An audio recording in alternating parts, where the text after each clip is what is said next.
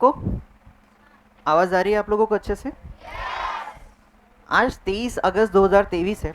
पूरे समस्त भारतीयों के लिए ये अभिमान का दिन है। अभिमान का दिन किस लिए है? क्योंकि आज चांद का जो साउथ पोल है उसके ऊपर इंडिया ठीक 6:04 को नहीं क्या सफल लैंडिंग करने वाला है। अभी यहाँ से कुछ 30 मिनट्स के बाद का समय बाकी है।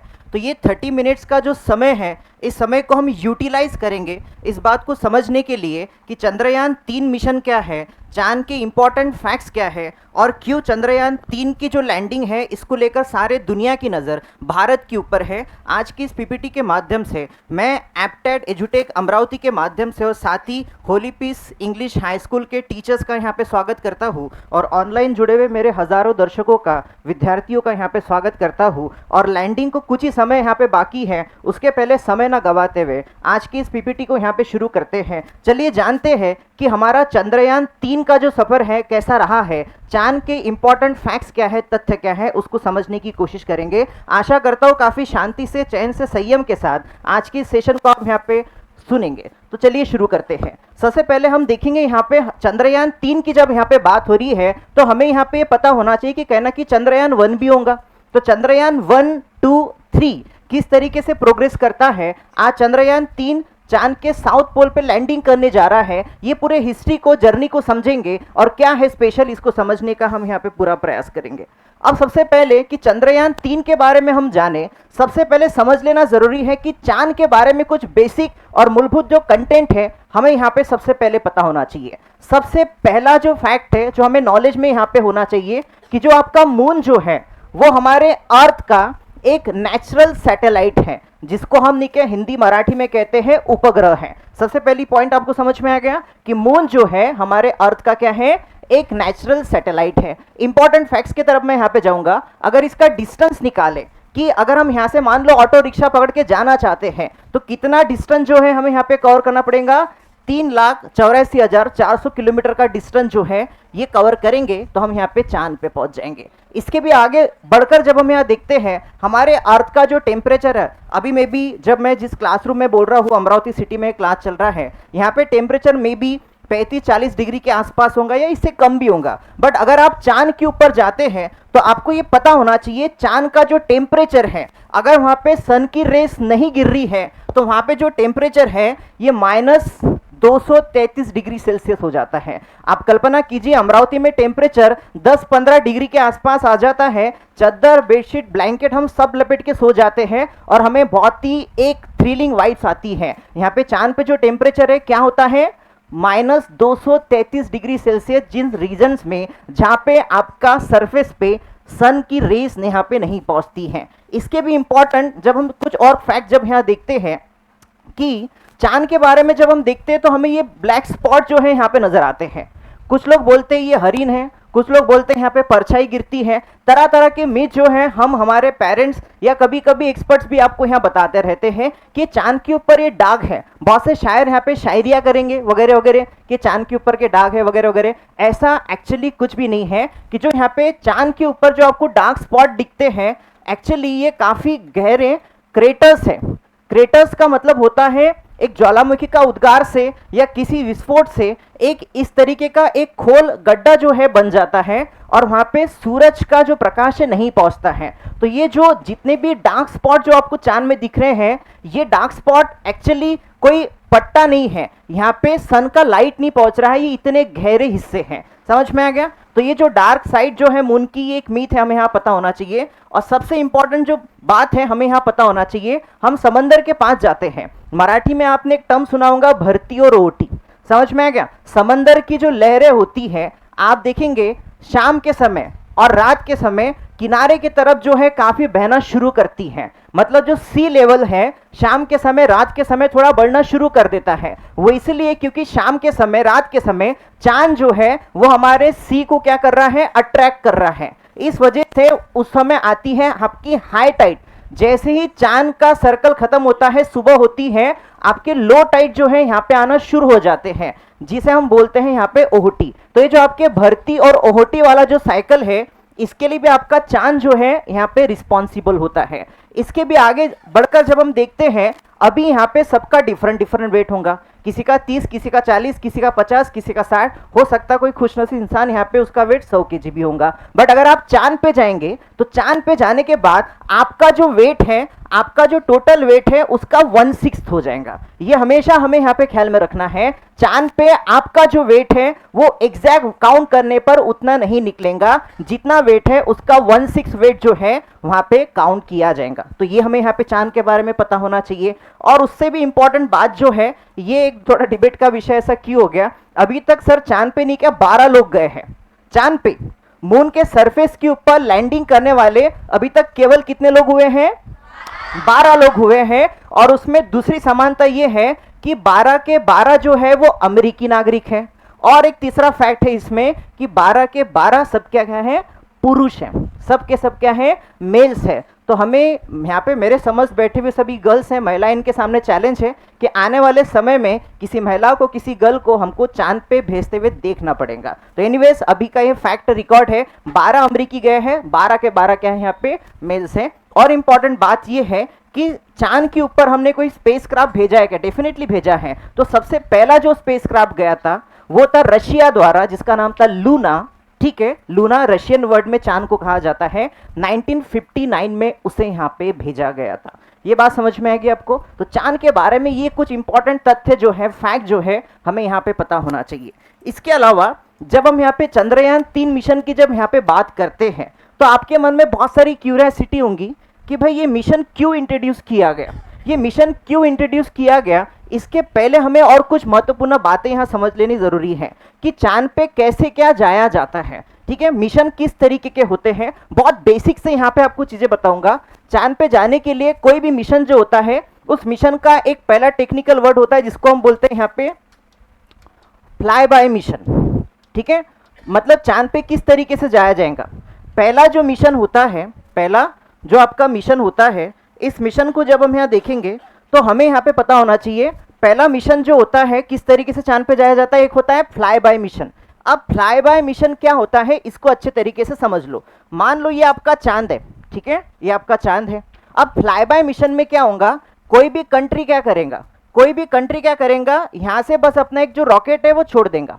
समझ में आ गया, चांद का जो ऑर्बिट है उसके आसपास से एक रॉकेट को क्या कर देगा, छोड़ देगा, जिसके वजह से क्या होगा, चांद के ऑर्बिट का और दूर से चांद का जो सरफेस है उसका एक इमेजिंग, उसका एक जो फोटोशूट है टेंटेटिव जो है वो यहाँ पे हमें मिलेगा। इस तरह के मिशंस को क्या कहा जाता है, इस तरह के मिशंस को कहा जाता है फ्लाई बाय मिशन। तो ये जो फ्लाई बाय मिशन है ये एकदम नहीं क्या बेसिक मिशन है, मतलब सबसे पहले जो लूना भेजा गया था एक तरीके का ये फ्लाई बाय मिशन था। सेकेंड जो मिशन होते हैं, सेकेंड जो मिशन होते हैं उन्हें कहा जाता है ऑर्बिटल मिशन। ठीक है, मिशन जो दूसरी तरीके के होते हैं वो कौन से होते हैं, ऑर्बिटल मिशन। अब ऑर्बिटल मिशन में क्या होता है, मान लो ये आपका चांद है, ठीक है, अब क्या करेगा कोई भी स्पेसक्राफ्ट या यान क्या करेगा, ये चांद पे नहीं जाएगा। कहाँ नहीं जाएगा, ये चांद पे नहीं जाएगा। ये क्या करेगा, चांद का जो ऑर्बिट है, ठीक है, तो ये ऑर्बिट में ये क्या करेगा, चक्कर लगाएगा।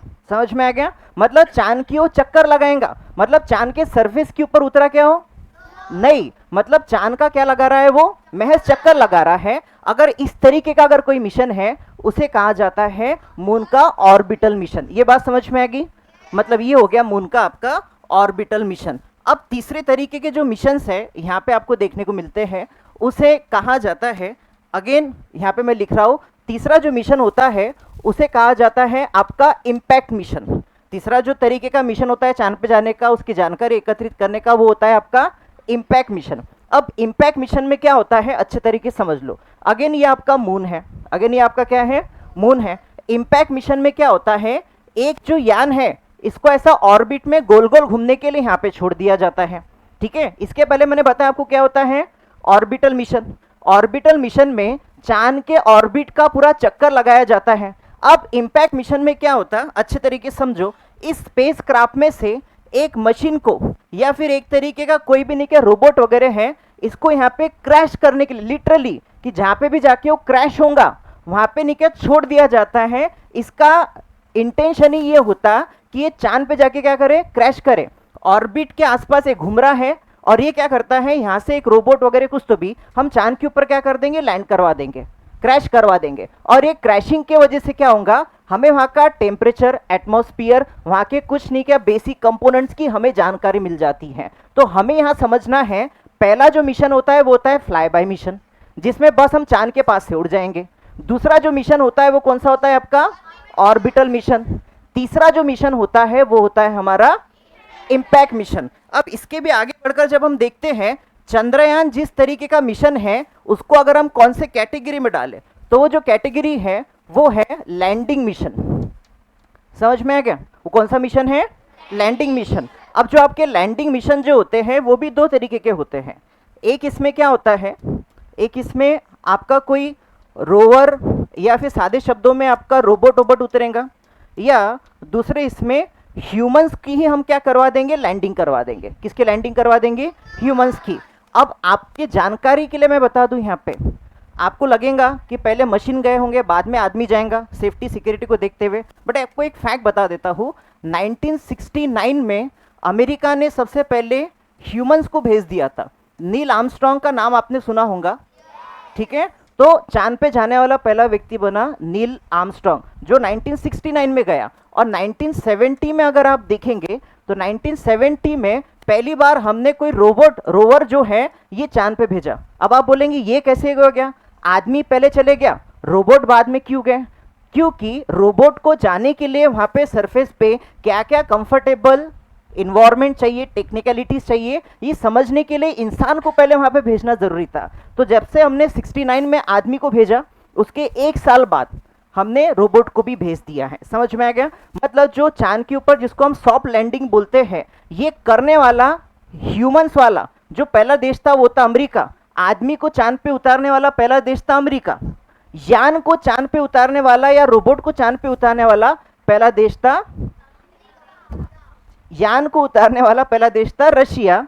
ह्यूमंस को चांद पे उतारने वाला पहला देश था अमेरिका। ये बात समझ में आएगी।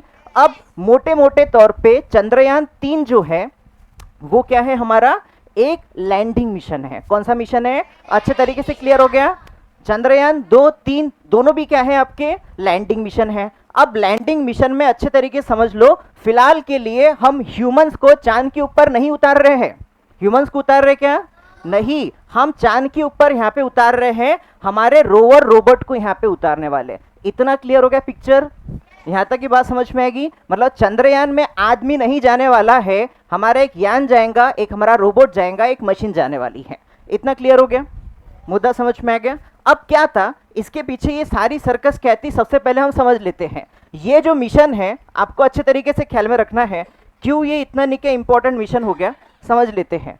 क्या हुआ था 2019 में ही, आज जो लैंडिंग होने वाली है ये लैंडिंग 2019 में ही होने वाली थी। जो हमारा चंद्रयान 2 था, जो आपका चंद्रयान 2 था, 2019 में ही चांद के सरफेस के ऊपर क्या हो गया था, लैंड करने वाला था। मतलब जो आपका एक तरीके से सरफेस लैंडिंग या लैंडिंग वाला जो हमारा मिशन था 2019 में हमने बनाया था चंद्रयान 2 के तहत। किसके तहत बनाया था, चंद्रयान 2 के तहत। बट आपको यहाँ पे ये बात अच्छे तरीके से ख्याल में रखनी है कि ये जो चांद का सरफेस है, ये जो आपका चांद का सरफेस जो है, इससे ऐसा टेंटेटिव जो इसरो की तरफ से जो रिपोर्टिंग हुई उसके हिसाब से टेंटेटिव 335 मीटर, जस्ट कितना बता रहा हूं मैं, 335 मीटर के हाइट पर ही हमारा जो विक्रम लैंडर था वो क्या हो गया, क्रैश हो गया। मतलब समझ लो टेंटेटिव 10 से 15 मिनट का जो समय है, अगर वो सस्टेन कर लेता तो 2019 में ही चंद्रयान 2 हमारे चांद के ऊपर सॉफ्ट लैंडिंग कर लेता था। कब, 2019 में ही हो जाता था। बट 15 मिनट वो चांद के सरफेस के ऊपर पहुंचने ही वाला था, आपका जो नीचे विक्रम रोवर जो था वो क्या हो गया, क्रैश हो गया। समझ में आ गया। तो चंद्रयान 2 को ही हमने वहां से सीखा, हमने क्या क्या गलतियां की, क्या हमें अब नहीं करना है। अब चंद्रयान 3 के माध्यम से हम उसे क्या करने वाले हैं, कंप्लीट करने वाले हैं। तो मोटे मोटे तौर पे चंद्रयान 3 में हम चांद के ऊपर क्या करने वाले हैं, सॉफ्ट लैंडिंग करने वाले। क्या करने वाले हैं, सॉफ्ट लैंडिंग करने वाले हैं। अब इसमें आपको सबसे इंपॉर्टेंट जो बात है ये आपको यहाँ पता होना चाहिए, चंद्रयान 2 फेल हो गया 2019 में। 15 मिनट जो है बस सस्टेन करना था, 340 मीटर बस बाकी रह गए थे सरफेस से पहुंचने के लिए। एन मौके के ऊपर वो हो गया क्रैश, सभी लोगों के दिल टूट गए, सभी नाराज हो गए। पंतप्रधान नरेंद्र मोदी के सर के ऊपर साइंटिस्ट जो है सर के रोते हैं, ये हमने सीन सभी ने देखा। अब 2023 में हम फिर से यहाँ पे खड़े हो गए। अब हमारे सामने यहाँ पे नहीं क्या चैलेंज थे कि हमको क्या करना था, चंद्रयान 3 जो है इसको नहीं क्या हमको सरफेस के ऊपर उतारना है। पिछले बार हमने क्या गलतियां की थी, अभी क्या गलतियां नहीं हमने करनी है, अच्छे तरीके से समझ लो। यहाँ पे दो चीजें जो है आपको यहाँ पे पता होना चाहिए। अब देखिए यहाँ पे ये मिशन कैसे काम कर रहा है। मान लो कि आपका चांद है, ठीक है, अब ये चांद है। अब चांद के सरफेस के अंदर हमने एंट्री कर ली, लास्ट मिशन में भी हमने चांद के सरफेस के अंदर एंट्री की थी, ठीक है। तो जो एंट्री करने के लिए जो हम लैंडर लेके जा रहे हैं, मतलब मान लो ये एक मशीन है, ठीक है, एक मशीन है, इसके माध्यम से मैं सरफेस के ऊपर क्या करूंगा, लैंडिंग करूंगा। अब जो मैं लैंडिंग करूंगा सरफेस के ऊपर, इसका नाम है विक्रम। इसका नाम क्या है, विक्रम। ये नाम आपने पाठ करके रखना, हमारे लैंडर का नाम क्या है, विक्रम। समझ में आ गया। अब ये जो विक्रम है ये सरफेस के ऊपर क्या करेगा, लैंड करेगा। आज 6:04 का उसका क्या है, एस्टिमेटेड टाइम है। मतलब ये जो विक्रम है सरफेस के ऊपर क्या करेगा, लैंड करेगा। अब जब विक्रम जब है सरफेस के ऊपर लैंड करेगा, इसके अंदर से जो बाकी साफ फोटोज लेने के लिए, स्कैनिंग वैनिंग करने के लिए, अच्छे तरीके से ख्याल में रखना, एक प्रज्ञान नाम का, सादे शब्दों में एक छोटा सा रोबोट है, छोटी सी मशीन निकलेंगी। किसमें से निकलेंगी, विक्रम में से। विक्रम जो है क्या काम कर रहा है, हमारा एक छोटा सा आर्टिफिशियल इंटेलिजेंस वाला रोबोट है, जिसका नाम क्या है, प्रज्ञान। जिसका नाम क्या है, प्रज्ञान। तो ये विक्रम लैंडर जो है किसको लेके जा रहा है, प्रज्ञान को। विक्रम लैंडर में से क्या निकलेगा, आपका प्रज्ञान निकलेगा। और प्रज्ञान और विक्रम दोनों भी अगर सेफली लैंड करते हैं तो, अच्छे तरीके से यहाँ पे ख्याल में रखना, विक्रम और प्रज्ञान, विक्रम पहले पहुंचेगा, विक्रम अपने मशीन में से किसको ड्रॉप करेगा, प्रज्ञान को। अब प्रज्ञान क्या करेंगे, वहां पे टाइम पास करने गया नहीं, उसका जो उद्देश्य है आपको यहाँ पे अच्छे तरीके से पता होना चाहिए। प्रज्ञान का क्या काम रहेगा, अगर 6:04 को ठीक अगर हमारा विक्रम लैंडर सॉफ्टली लैंड करता है, प्रज्ञान जो है हमारे सरफेस के ऊपर यहाँ पे नहीं क्या प्रॉपरली पहुंच जाता है, तो आपको यहाँ पे कुछ अचीवमेंट जो है, हिस्टोरिक जो अचीवमेंट्स है आपको यहाँ देखने को मिलेंगे। सबसे पहला हिस्टोरिक अचीवमेंट आपको यहाँ देखने को मिलेगा कि जो मून है, ठीक है, जैसे ये मून है, ये इसका नॉर्थ पोल है, ये इसका साउथ पोल है, ठीक है। तो हम जो यहाँ पे लैंडिंग करने वाले हैं, कहाँ पे करने वाले हैं, साउथ पोल में करेंगे, ठीक है। अब साउथ पोल ऐसा रीजन है जहाँ पे बहुत ही रेयरली जो सनलाइट जो है ये यहाँ पे क्या है, काफ़ी रेयरली यहाँ पे आता है, काफ़ी कम यहाँ पे सनलाइट आता है। टेम्परेचर यहाँ पे एवरेज में बता रहा हूँ -120 डिग्री सेल्सियस से 230 डिग्री सेल्सियस माइनस में चल रहा है। समझ में आ गया। अब ऐसे टेम्परेचर में यहाँ पे लैंडिंग करेगा। अब लैंडिंग करने के बाद सबसे इंपॉर्टेंट चीज, अगर आज का चंद्रयान 3 मिशन अगर नहीं के यहाँ पे सक्सेसफुल हो जाता है, भारत का रोवर प्रज्ञान अगर सफल हो जाता है, तो किस उद्देश्य से हम इसको यहाँ पे लॉन्च करेंगे। अब अच्छे तरीके समझ लो, हमको सबके दिमाग में एक ही डाला गया कि चंद्रयान 3 लॉन्च होने वाला है। चंद्रयान 3 जो है, हाँ बस 5 मिनट, चंद्रयान 3 जो है लॉन्च होने वाला है या लैंड होने वाला है, ये हमारे दिमाग में है। अब आपको एक बात और फैक्ट में यहाँ पे बता देता हूँ। इंपॉर्टेंट फैक्ट ये है कि जब वो वहां पे पहुंचेगा, प्रज्ञान और विक्रम जब नीचे चांद के सरफेस के ऊपर जाएंगे, तो वैसे बेसिकली एक जो लूनर डे जो होता है, एक जो लूनर जो डे होता है वो टेंटेटिव होता है 27 से 28 दिन का। मतलब चांद को खुद के एक्सिस पे घूमने के लिए भी 27 दिन लगते हैं, पृथ्वी के एक्सिस पे घूमने के लिए भी 27 दिन लगते हैं। तो एक डे टेंटेटिव आप समझ लो यहाँ पे कितने का होता है, 27 दिन का। मतलब उसका आधा अगर मैं करूँ यहाँ पे, तो वहाँ पे 14 घंटे का, 14 दिन का, और 14 दिन जो है आपको वहाँ पे नाइट देखने को मिलेंगी। समझ में आ गया। हमारा एक अर्थ का डे, चांद का जो अर्थ का डे है वो होता है 27 डेज का, 28 डेज का आप समझ लो। तो अब जो है आपका जो विक्रम रोवर जो है उसके सामने चैलेंज है कि वो नहीं क्या रात के समय काम नहीं करेगा। पहले इसको इंस्ट्रक्शन दे दिए गए हैं। मान लो आज 6:04 पे आपका विक्रम और प्रज्ञान की लैंडिंग हो जाती है, तो इसको नहीं क्या वहां पे 27-28 दिन रहने, कितने दिन रहने हैं, 27-28 दिन देने थे। तो हमने लैंडिंग का समय कौन सा चुना, जब चांद के उस साउथ पोल के सरफेस के ऊपर क्या चल रहा होगा, डे चल रहा होगा। क्या चल रहा होगा, डे चल रहा होगा। और हमारे जो अर्थ डे है वो अलग है, मून के अर्थ डे अलग है। अब मून के ये जो डेज है ये यहाँ पे कितने दिन चलेंगे, 14 दिन चलेंगे। तो विक्रम और जो आपका प्रज्ञान है उसके पास लैंडिंग होने के बाद यहां से 14 दिन का समय रहेगा। कितने दिन का समय रहेगा, 14 दिन का समय रहेगा। और 14 दिन के समय में उसको क्या करना है, वहां पे उसको वहां पे टेस्ट करना है, वहां पे सॉइल की क्या क्वालिटी है, उसके बाद वहां पे कौन कौन से मिनरल्स जो हैं वहां पे अवेलेबल है। उसके बाद सभी को पता है कि 2008 में जब हमारा चंद्रयान 1 गया था उसने ही बता दिया था कि मून के ऊपर क्या है, यहाँ पे वाटर है। समझ में आ गया। 2008 में चंद्रयान 1 ने बता दिया था कि मून के ऊपर क्या है, यहाँ पे वाटर है। समझ में आ गया। और चौथी जो चीज है कि 2025 में इंडिया खुद और अमेरिका खुद आर्टिमिस एक मिशन है जिसके तहत चांद के साउथ पोल के ऊपर ह्यूमंस को हम भेजने वाले हैं। किसको भेजने वाले हैं, ह्यूमंस को भेजने वाले हैं। तो जब हम उसको चांद के साउथ पोल पे ह्यूमंस को भेजेंगे तो ह्यूमंस के फ्रेंडली कंडीशंस क्या चांद के साउथ पोल पे अवेलेबल है क्या, इस बात का पूरा जो नहीं क्या रिसर्च जो है ये यहाँ पे विक्रम और प्रज्ञान द्वारा यहाँ पे किया जाएगा। समझ में आ गया। अगर ये सक्सेसफुली लैंड करता है, ये क्या क्या स्कैन करेंगे, सॉइल कैसी है, उसमें कौन कौन से खनिज वनिज अवेलेबल है, वाटर की क्या कैपेसिटी है, और अगर हमें आदमी को साउथ पोल पे भेजना है तो क्या एडेप्टेबल कंडीशन हमने वहां पे बना के जानी चाहिए। क्योंकि 2025 में नासा का आर्टिमिस मिशन और हमारा 2025 में गगनयान मिशन जो है हम यहाँ पे इंट्रोड्यूस करने वाले हैं। तो मोटे मोटे तौर पे अगर आज की लैंडिंग सक्सेसफुल हो जाती है ये सारे अचीवमेंट हमें मिल जाएंगे। और सॉफ्ट लैंडिंग अगर इंडिया कर लेता है तो चौथा देश बन जाएगा जो साउथ पोल के ऊपर सॉफ्ट लैंडिंग करेगा। और अगर ये और सरफेस पे पहुंच जाता है तो ये पहला देश बन जाएगा जिसने क्या किया है, यहाँ पे सॉफ्ट लैंडिंग भी की और वहां पे सारा जो उसका ऑब्जेक्टिव था वो फुलफिल किया। इसलिए ये हमारे लिए ऐतिहासिक दिन है। यहाँ से 5 या 10 मिनट का यहाँ पे समय बचा हुआ है। मेरी बातों को इतने ध्यान से, प्रेम से, आदर से, सम्मान से सुना, इसलिए टोंगसे सर का, holy piece English school high school के सभी शिक्षक, विद्यार्थी, डायरेक्टर्स, इन सब का मैं यहाँ पे स्वागत करता हूँ और आशा करता हूँ कि हमारा जो देश है उसका तिरंगा जो है हमेशा ऊंचा ही रहेगा। अंत में अपने शब्दों को विराम दूंगा इन पंक्तियों के साथ कि सूर मेरी साधना में शेष रहना चाहिए, सूर मेरी साधना में शेष रहना चाहिए, हम तुम रहे ना रहे, ये मेरा देश रहना चाहिए, ये मेरा देश रहना चाहिए। शुक्रिया।